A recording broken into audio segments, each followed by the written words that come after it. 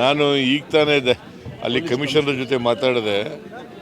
ಕೂಡಲೇ ಅವ್ರ ಮೇಲೆ ಕ್ರಮ ತಗೋಬೇಕು ಅಂತ ಹೇಳಿದ್ದೀನಿ. ಅವ್ರು ಯಾರು ಅಂತ ಪತ್ತೆ ಹಚ್ಚಬೇಕು ಅಂತ ಹೇಳಿದ್ದೀನಿ ಕಮಿಷನರಿಗೆ.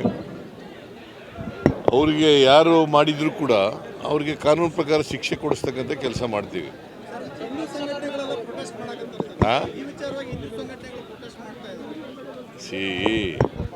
ನನಗೆ ಗೊತ್ತಿಲ್ಲ ಯಾರು ಮಾಡಿದ್ದಾರೆ ಅಂತ. ಅದಕ್ಕೆ ಹಿಂದೂ ಸಂಘಟನೆಗಳು ಪ್ರತಿಭಟನೆ ಮಾಡೋದಿದೆಯಲ್ಲ, ಅದು ರಾಜಕೀಯವಾಗಿ ಮಾಡ್ತಾ ಇರ್ತಕ್ಕಂಥ. ಈ ಥರ ಕೆಚ್ಚಲು ಕೊಯ್ಯುವಂಥದ್ದು, ಹಿಂಸೆ ಕೊಡುವಂಥದ್ದು, ಹಿಂಸೆ ಕೊಡಬಾರ್ದು ರೀ.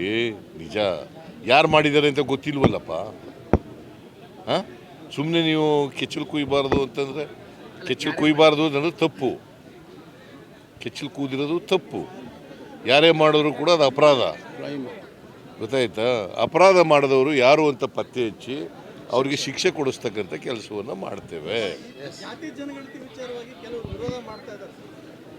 ಈಗ ಯಾವಾಗಲೂ ಕೂಡ ಜಾತಿ ಗಣತಿಗಳಾಗಿರುವಾಗ, ಮೀಸಲಾತಿ ರಿಪೋರ್ಟ್ಗಳು ಬಂದಾಗ ಪರ ವಿರೋಧಗಳಿರ್ತಕ್ಕಂಥದ್ದು ಇದ್ದೇ ಇರ್ತದೆ.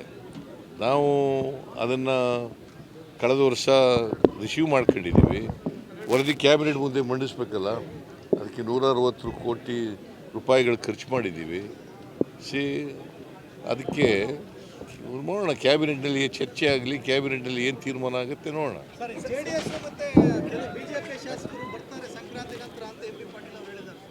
ನಂಗೆ ಗೊತ್ತಿಲ್ಲ, ಅವ್ರನ್ನೇ ಕೇಳಿ.